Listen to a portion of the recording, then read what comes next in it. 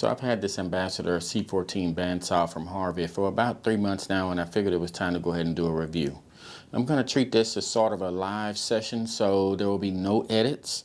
I've got to change a blade and then cut a piece of wood, and so I figured it'll be a good time that while I'm doing that I can kind of talk about some of the features, some of the things I like, some of the things that I think they can improve on, but still why I think it's the best value in its market, you know, as far as the 14-inch bandsaw. So all right, so I am going to be needing, I have a 1/8 inch blade on the saw right now. And so some of this will be kind of slow going because I'm not going to be speeding it up. I'm not going to be editing. I'm going to be changing this blade out. But I have a 1/8 inch blade on the bandsaw right now, and I'm going to be changing that to a 3/4 inch blade to do a quick resaw and show you the functions of the saw. So right off the back, just looking at the saw, you can see it's got a really nice fit and finish. I think it's a beautiful saw. I do prefer black, but I just couldn't get over the value that the Ambassador brought to the table. And between the Ambassador and the Alpha, which I think are kind of top dogs in that 15 inch bandsaw range, then I couldn't go with the Alpha with a $600 price difference when they have the same capabilities. So it's a beautiful saw. There are these stickers. This Ambassador logo here, C14, came on the saw. They are kind of like some stickers. They're pretty. I don't think they're gonna come off, but these are just. I put these on myself. I had these from Harvey in a goodie bag from some time ago. Excuse me, from some time ago. This is a little Harvey sticker. This says Ambassador, and this is quality is contagious. That you can probably not see over there. So let's see. But that says quality is contagious, and so I thought it was a good spot to put those and keep them there. So that was great. One of the things that I liked about the Harvey is it has a big, nice table. This is a 19 and 3/4 inch as far as front to back, and 15 and 3/4 inch from side to side. So in the width. Compared to the Alpha is 20 by 20, so you're losing about 3 1/4 inches on that width, 1/4 inch on the throat capacity. But I didn't think that was any big deal. This is plenty big enough for me, and they still have the same motor between the Harvey Ambassador and the Alpha. They both sport a 3 horsepower motor, and I thought that's best in its class by far.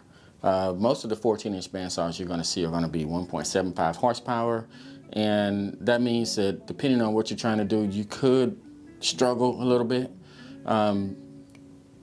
The reason why they can do that is because most 14-inch bandsaws don't offer a 14-inch cut capacity, resaw capacity, and the Harvey Ambassador does. So you can get a full 14-inch resaw capacity out of this saw, and as well as the Alpha. They have the exact same resaw capacity. The throat capacity on this one by spec says 13 inches. It really is about 13.5 inches if I go all the way up to this steel bar here, and it's probably another inch on the Alpha. So that's pretty wide range there. They both have dual dust ports, which I really like, but I'll talk about that later because the dust ports is one of the features I would like to see them improve on the Ambassador. It does have 2 4-inch dust ports. The Alpha has 2-inch 2-inch dust ports, but they are in different places as far as the one on the bottom, and so I do want to cover that as far as the thing I think they can improve on. Not sure they will, but it's something that I liked. I'm going to be changing the blade out, and then so you'll see kind of how these doors work. The doors work on this saw.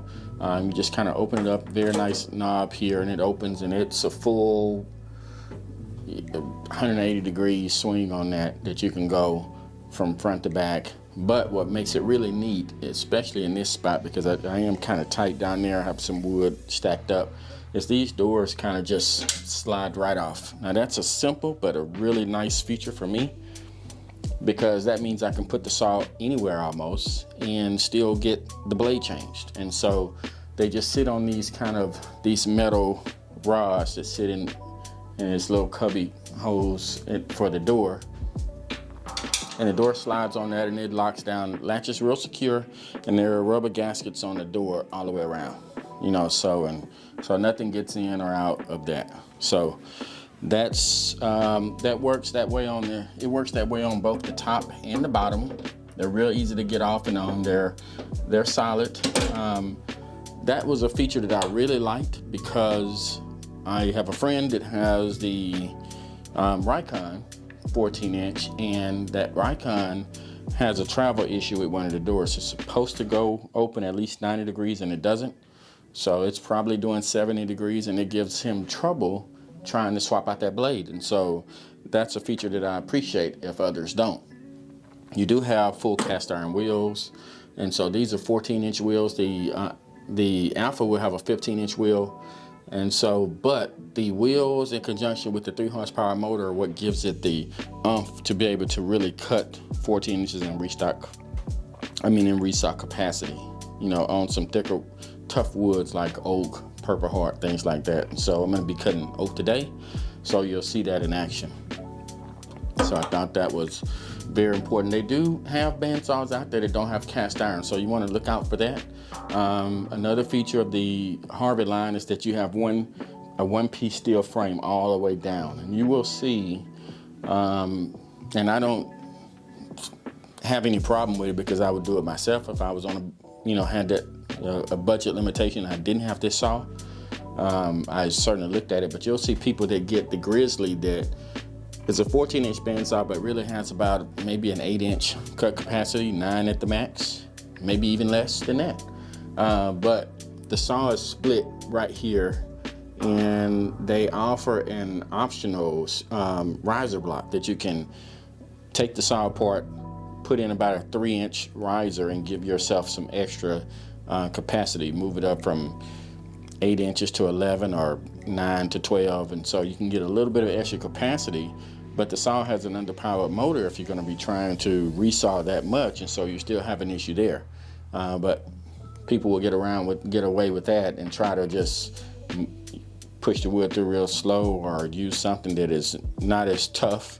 And but Harvey has a one solid steel frame on both the saws, and I think that's a real big deal. So these are things that I think that you should be looking for on a bandsaw. You want to look for those cast iron wheels. You want to look for that solid frame that's one piece all the way from the top to the bottom to the base.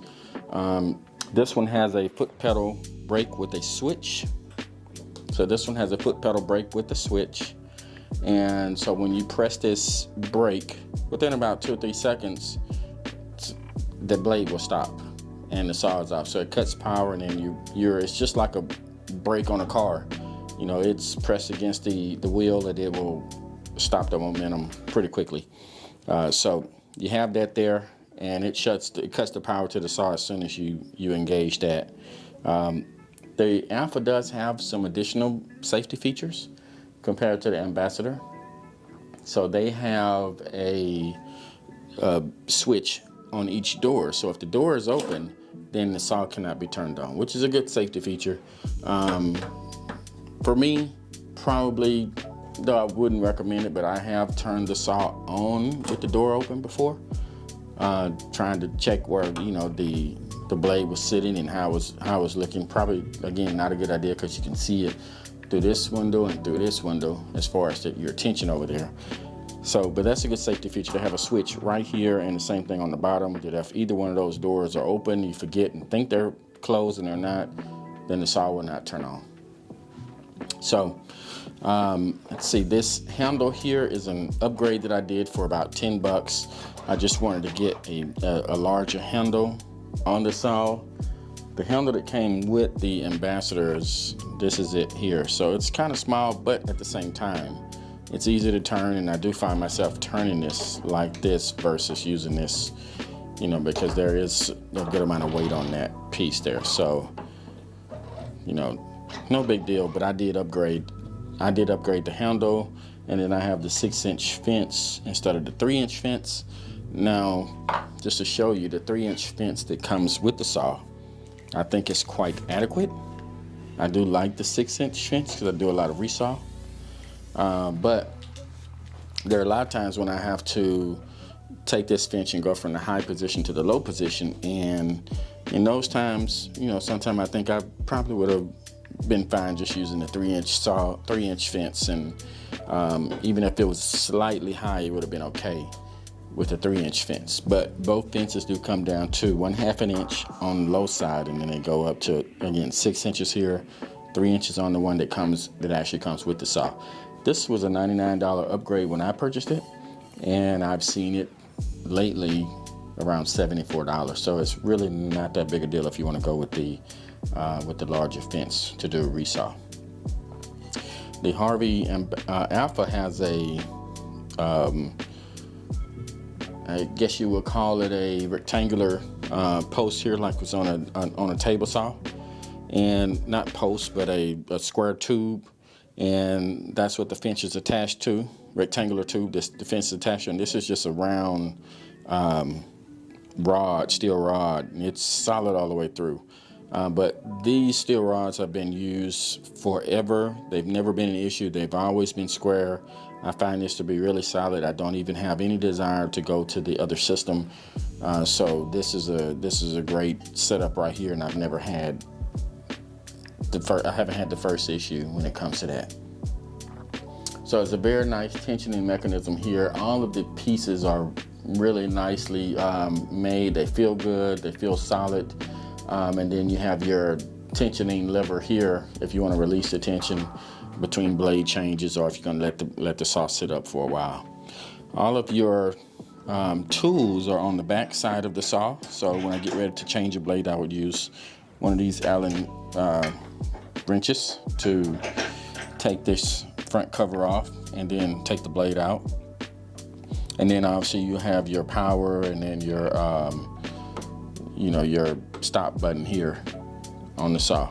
Now this saw is about 70 inches tall, and that's without the mobile base. I did not get the mobile base because, I had hints that they would be coming out with a new mobile base system, which was better.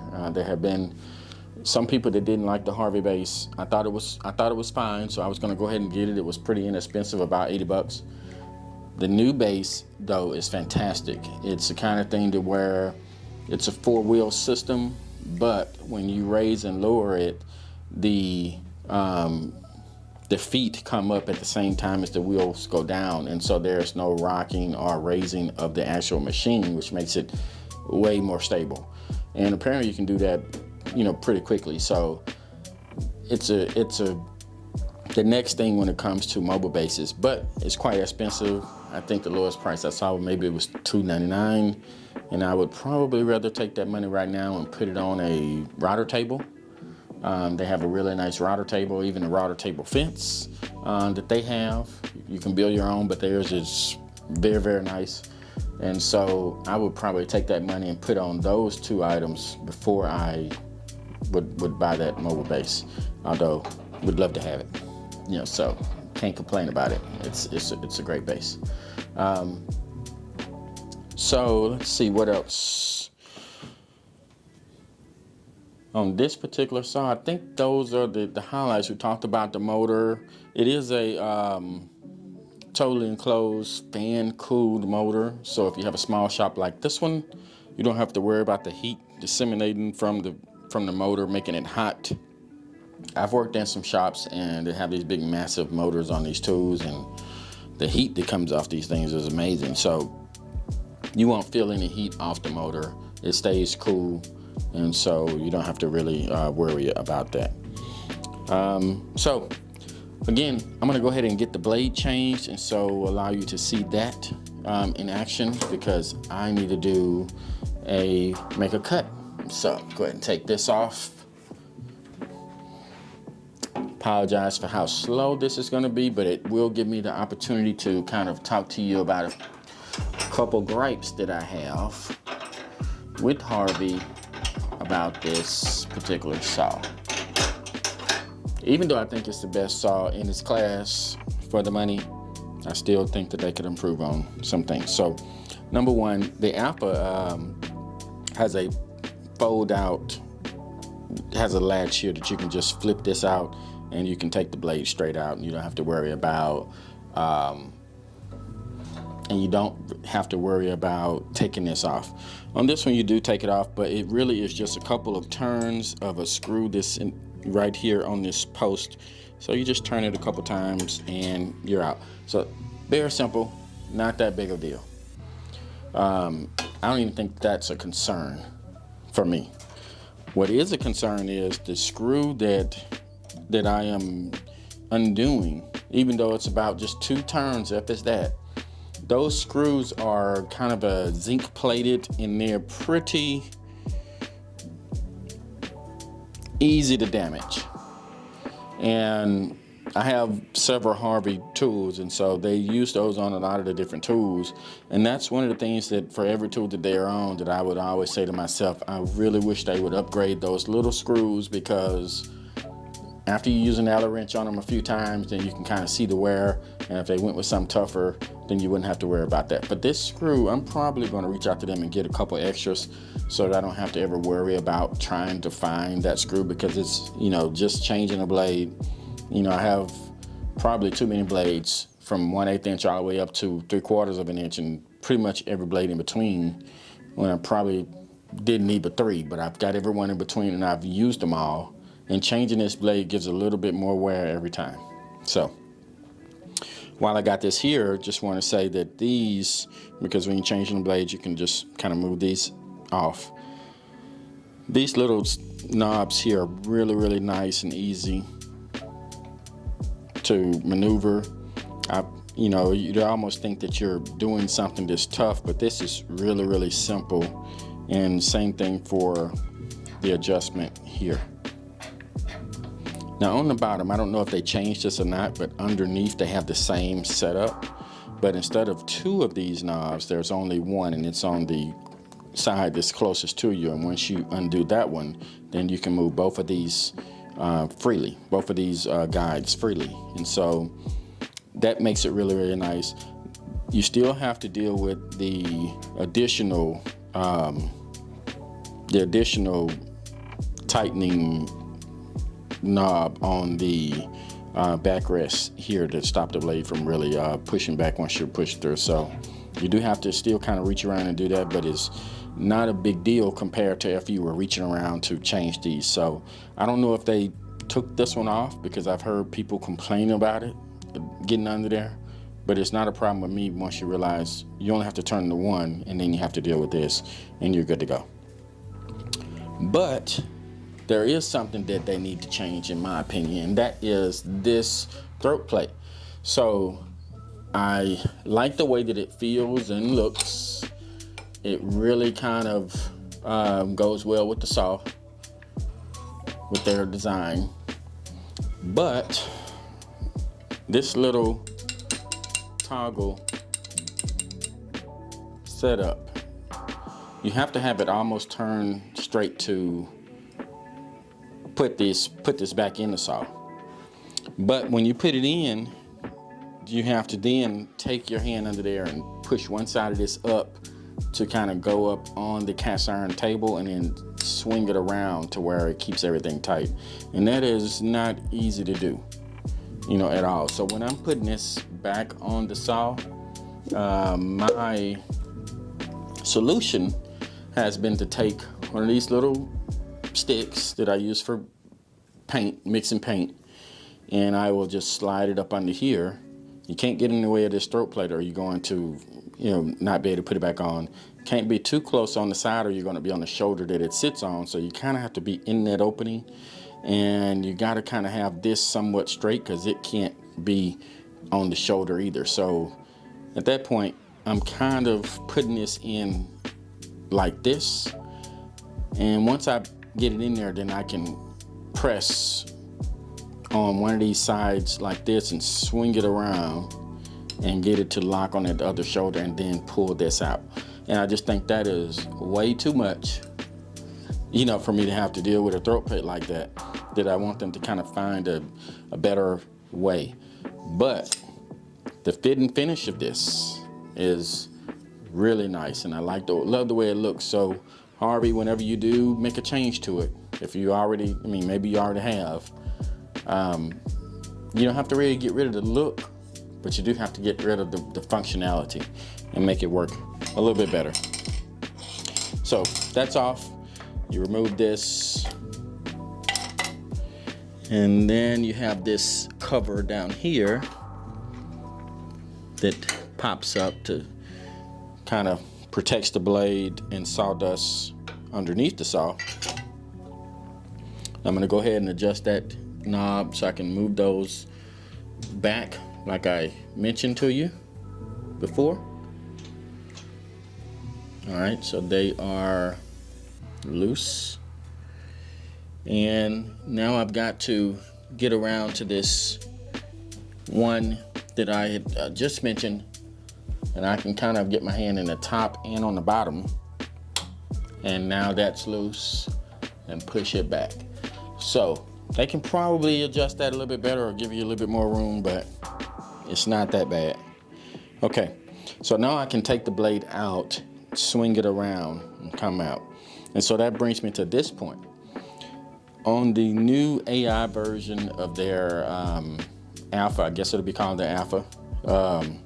It's a great saw. It's a 15-inch model.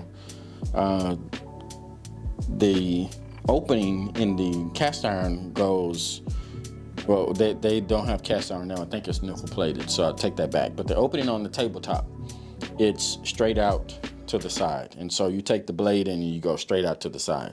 And very few saws have it that way. I think you might find that on the big Powermatic 1800. So I would like to see this come right out to the side, give me a little bit more convenience. But how they do that, I don't know, because you do have these bolts here that are holding this down. So if they can do it kind of how they did it on the AI version, and that'd be great. So take this door off.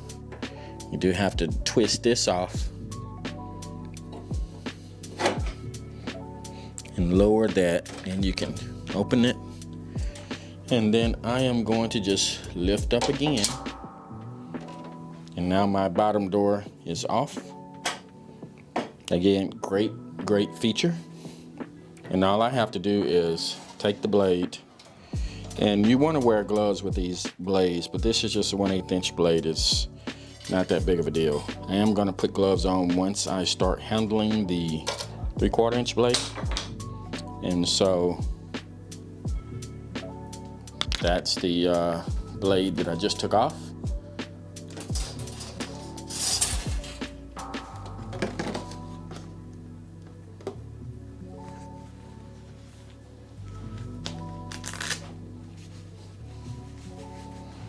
And I really just want to wear gloves to kind of loosen this blade up. But once I'm positioning it on the wheels, and I won't really be using gloves. I'll do better with just my hands. But when I am undoing this blade, because I keep them kind of zip tied up and folded, then you can cut yourself pretty good doing that. And when it unfolds, it could snap back at you. So, all right, so I'm gonna let this go.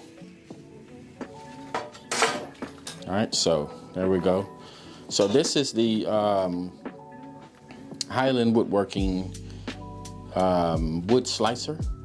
It is amazing. It leaves almost no bandsaw marks. Just amazing.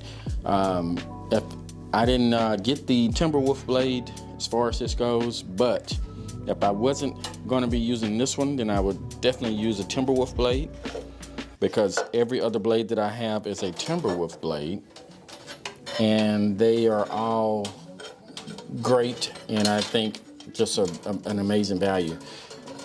Each one of my Timberwolf blades, the highest one was probably 41 bucks. And this wood slicer was not far off of that, but with the shipping, it probably cost me 61 bucks. But the wood slicer blades, they're great. This is just for resawing and I wanted it to be a little bit thinner, and then also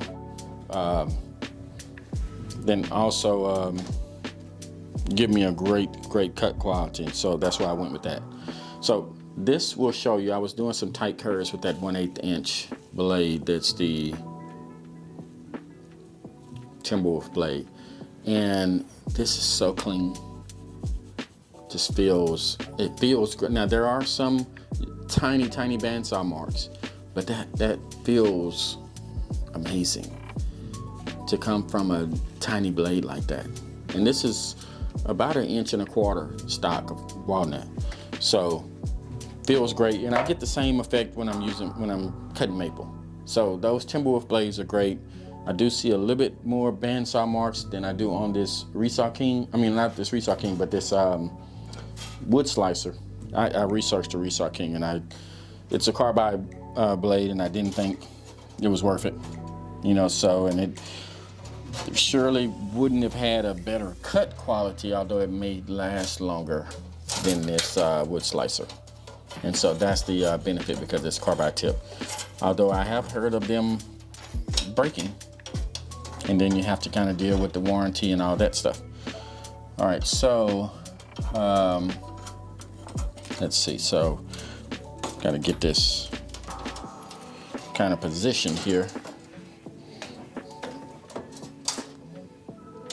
So changing blades is one of the big pains of having a bandsaw. It's not that bad, but you see a lot of people, including myself, that want and will eventually try to get multiple blades in their shop just so that they can go from one saw to the other without having to change a blade. So you want to have, eventually, if you can afford it, a saw that you're using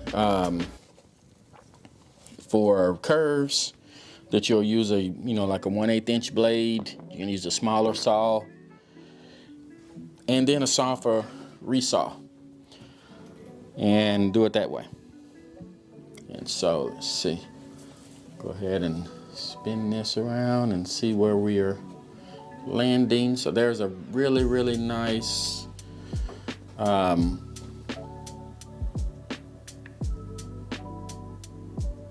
and so that blade actually is right where I want it. And so there's a really nice window here.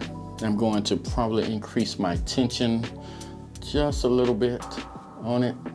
Yeah, so go up on this tension.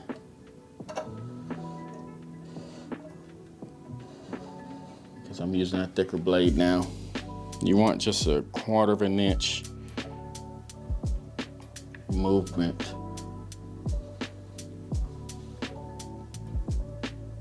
I think that is pretty good right there.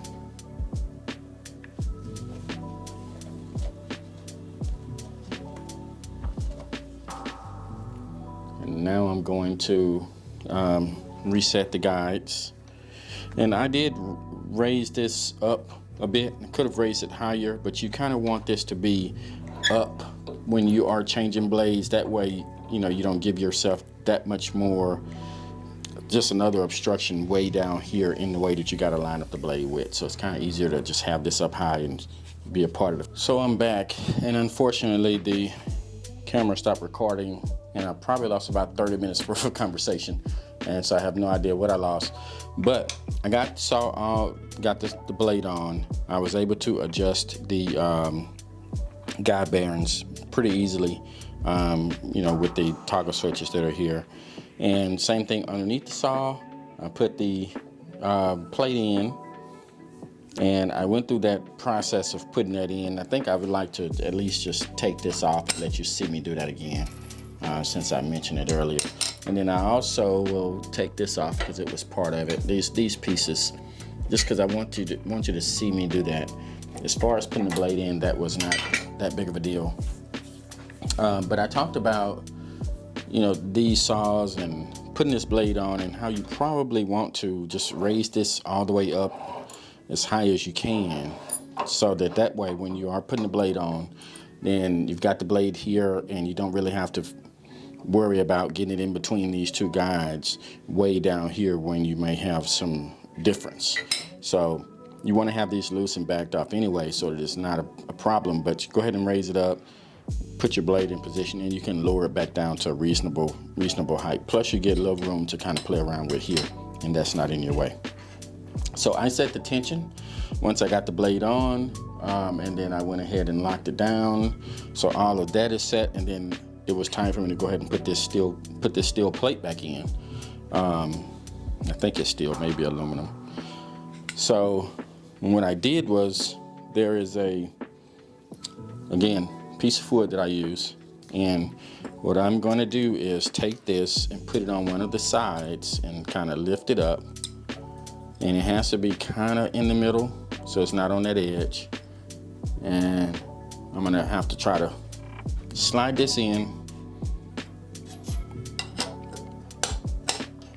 All right, so it's in, and then now I've got to kind of prop up that wing to the other side, kind of sliding it across that piece of wood, and then take the piece of wood out. And so, all right, so I'm all done. And that actually went easier that time than it did when I did it the first time, not on camera. So then I just put this on there. This stops the sawdust from just going everywhere up under here before it gets into the bottom chamber. And so you put this on, and it's a blade. Well, it stops the sawdust, but it's also a blade guard. So, you know, there's some protection from some fool somewhere trying to stick their hand up under the saw and hitting the blade. So that's there. Now I will put this back in place and lock it down. So now I'm back set up. Now with my blade in place, this is something that I just whipped up to try to help under here, slide it in here, and it kind of goes between the blade, and then it makes a little of a seal here so that the vacuum can pick up as much dust as possible. So that's not necessary, but I do that. And then you have to put this back on. And so now for this, you do have to go ahead and let it down, which I'm ready to do anyhow. And then you can go ahead and put it in place, get your Allen wrench, and you want to put it in between the screw, then tighten it down. There's a screw here, and then there are two washers, one on each side, to go on each side of this. And so it's pretty easy to get in place. What you do have to watch for is at the top, you need to make sure that this is kind of straight, because you can have this go into the wheel or the blade. And so you want to have it straight so that it's in a good position when the saw is turned on. And so it's not hard to tighten it down at all, just another turn or two, not even a full turn, and it's on there, and it's not going anywhere. All right, so now that's in place, I can maneuver the saw up and down. I've got my shield in place, and I'm ready to go. And I can use this wheel, but it's a lot easier to use it going down than it is going up. So I don't even know how worth it is to get that. So I didn't talk about the training systems, the lowering and the raising, or putting this table on an angle, but they are really, really nicely made, well constructed. And if that's important to you, I think you're going to be in good shape there. I don't know that there are necessarily better systems out there. It is, as far as I know, a worm drive trunnion. So that makes it really easy, and it is a gas, there is a gas rod assist that helps you lower it down so that it doesn't just fly down and bang or anything. So there's an assist there to make it easy on you. So it's around that side. I should have a image of that I can put on screen. Even though I didn't want to do any editing, I will put that up there. And really, really nice the way that everything kind of adjusts down there. So I mentioned when the camera went off that as far as this saw goes, you know, for me, this is the best bang for your buck in its category. You got your 3 horsepower motor, you've got your 14-inch resaw. The only saw I think really compares with it is the Alpha, which I would put just slightly above, but I don't see a $600 difference between the two saws that would make me, and with, you know, capability-wise. They have some, you know, comforts, but as far as capabilities, they both cut 14 inches in resaw. They both have a similar throat capacity, maybe a ½ an inch to an inch there. Not that big of a deal. They both have dual dust ports, 4-inch dust ports. They're basically the same saw with some comforts on the other saw. You got some extra safety features I mentioned before, and that's what you're paying for. The fit and finish is flawless. So you're paying for all of that. But as far as what this saw can do and that saw, they're the same. And if this was not a Harvey saw and I was comparing it to the Alpha, then I would be saying all day long, why would I get the Alpha if I can get this? Especially if, let's just say it was a Grizzly and it was half the price. Because, you know, some of the brands are a lot cheaper than the others. You know, so, but for me, $600 savings on this one, that's about the approximate difference between the Alpha and the Ambassador, and you got the same capability. Saw is gonna last you forever. It's a steel frame all the way down. You can cut through anything with a 3 horsepower, you know, motor compared to what most in this category is a 1.75. A little bit overkill, but that's what I love about Harvey. You know, they make sure and give you the things that are needed most for the tools that I just mentioned. You know, so that's why I went with Harvey. And I don't think that there's anything that competes with it right now. That will maybe change. You know, so if I were going to complain about Harvey, I would say, why don't you make bigger bandsaws? Because right now my overall favorite saw probably costs 2 or 3 times as much as the Harveys, because it's a name brand Powermatic, that big 1800 and above, those saws that have huge throat capacities and they're just towering type saws. But Harvey is sticking in this 14, 15-inch range, which is the sweet spot. You're gonna sell a whole lot more saws in that area. But I would like to see a really, really big brother to this saw that's about that 18-inch and higher range, 18, 21 inch and 18 to 21 inches, maybe even 24. And then have this be my smaller saw and have one of those be the big, huge saws down the road. So that's where I would like to go. And they're not producing those at this time. When they go for one of those, that'll probably be when I buy my next bandsaw from Harvey, because I really can't think of anything that this saw can't do well that would be a reason for me to change it. You know, so best bang for your buck, no doubt about it. So I'm gonna go ahead and get this set up to cut a piece of wood. I think I mentioned, just in case I didn't, one of the last little gripes that I had was 4-inch dust collection port. I did say I'd mention it later. And there's a 4-inch dust collection port down at the bottom here.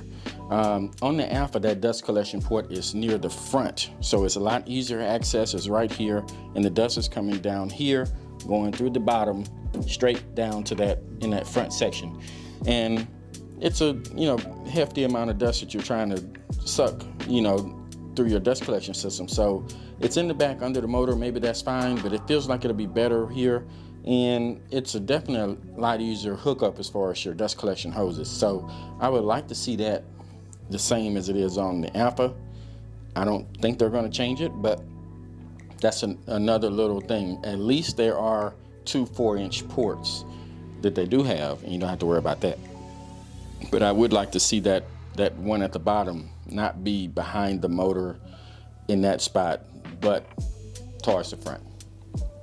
All right, so what I'm cutting is going to be a 9-inch piece of white oak, and this is about 1 inch wide. I'm just going to split it in half. Really for the video. It's been surfaced on both sides and squared up, so it's really nothing that needs to be done to it. But I'm going to cut it in half. White oak is tough.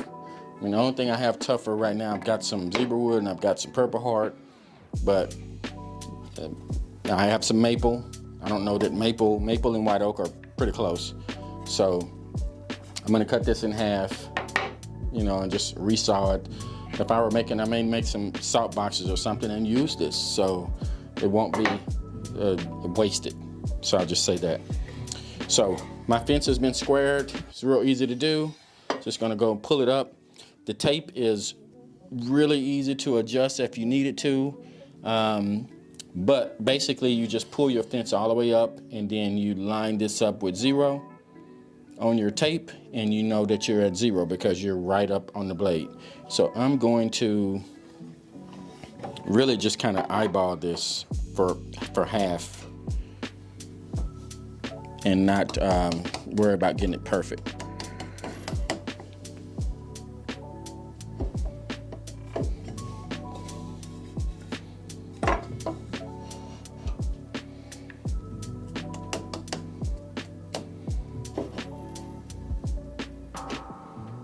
Okay, so I think we're good there. And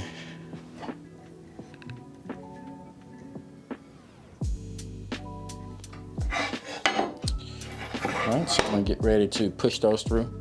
If you're watching my other videos, you know that I have been really liking Cuttec tools lately, and I make my own push blocks. If you're a woodworker worth your salt, you should be making your own push blocks. So these are the ones that I use for my joiner. They have a cleat here, really solid. There is some construction to them, but they really make a difference when you are pushing wood through and having these little pieces that are kind of making your weight go different ways. But make some of these. If you want to see me do a video on it, then just let me know, I'll make one. But I recently got these from Cuttec, these push blocks, and now they sent them to me, you know, to test out with my joiner because I have the joiner and the planer.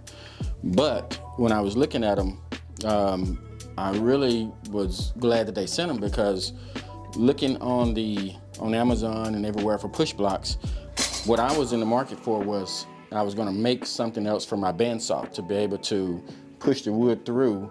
And these, even though I have a cleat on it, doesn't really bode well when I'm using the RG2 that came with my bandsaw. So the RG2 is a roller guide.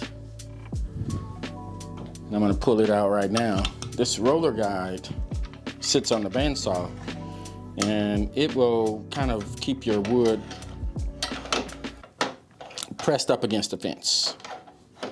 And so I use it all the time. And so it's kind of like the next big thing out there as far as accessories. I'll put this at 0, push it up, lock these down, and then I can just kind of torque this and make sure that it's pressing against the fence. So that's there. But when I'm using my push blocks, the ones that I made, which are exceptional for your joiner, well, they're a little big and they're kind of a little high. And if I use this one, then yeah, it's high and it can get the job done, but that cleat is not adjustable. And I find myself trying to make veneers, and then that cleat, I don't want to be cutting into that cleat and so on, and I don't want to mess it up because I do use these on the jointer and other places.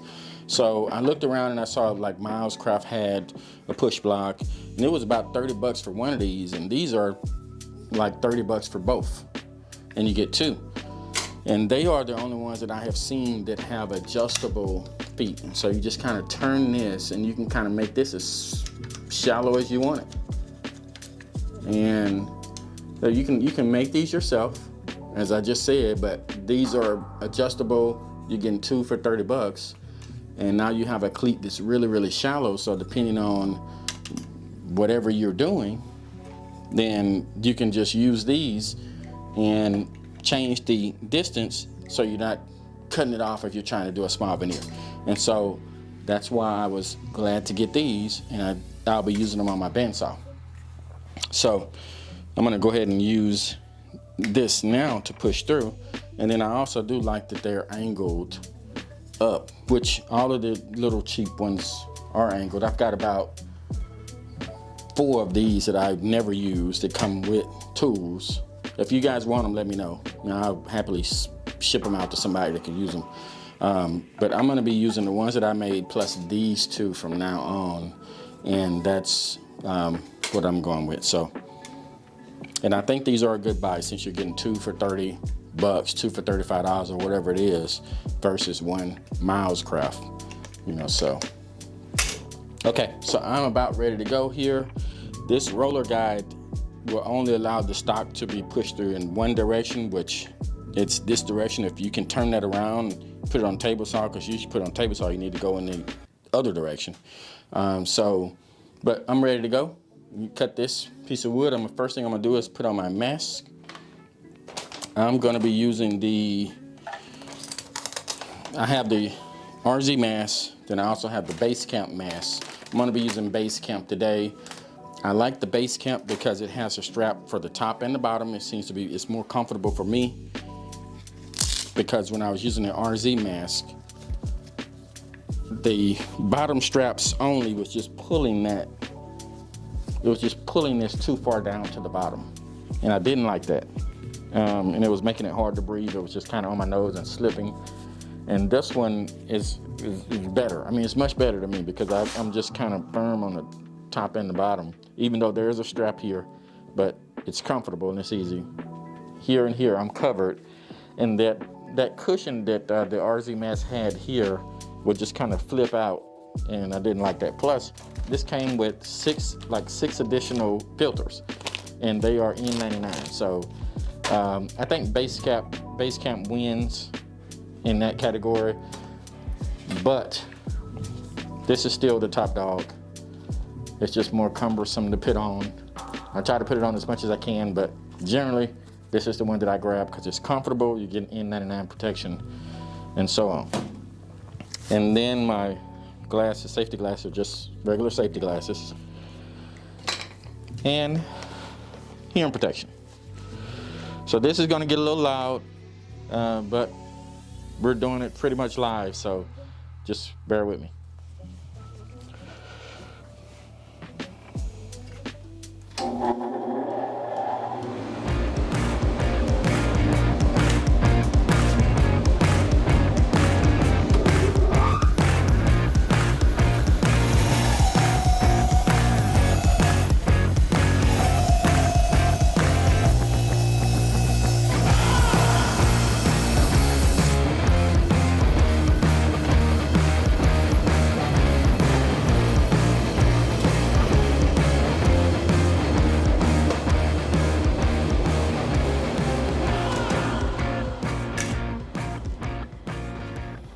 So,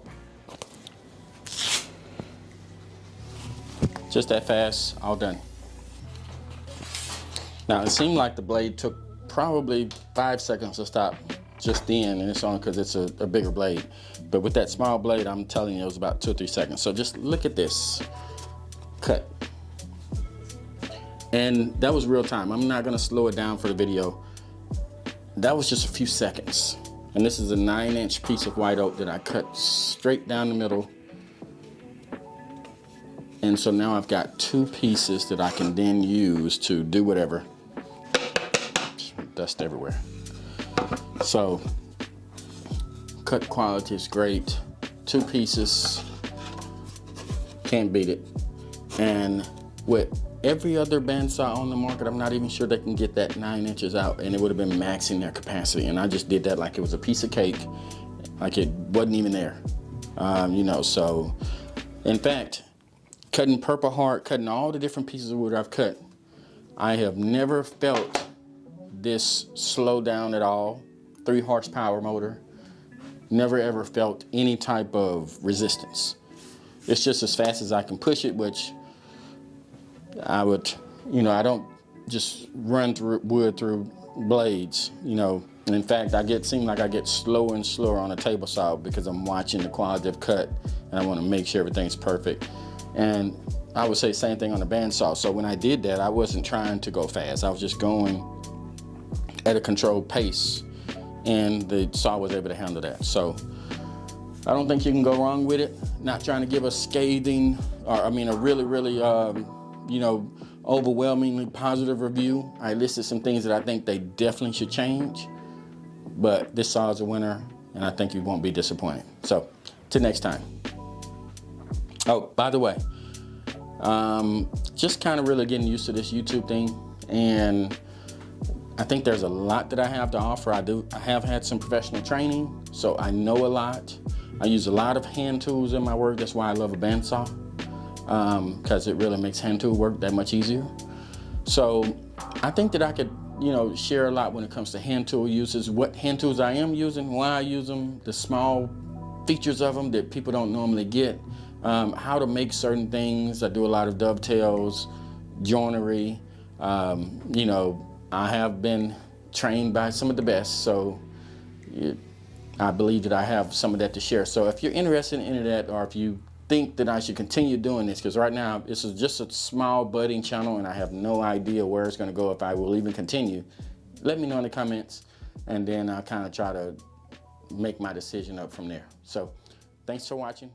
Until next time.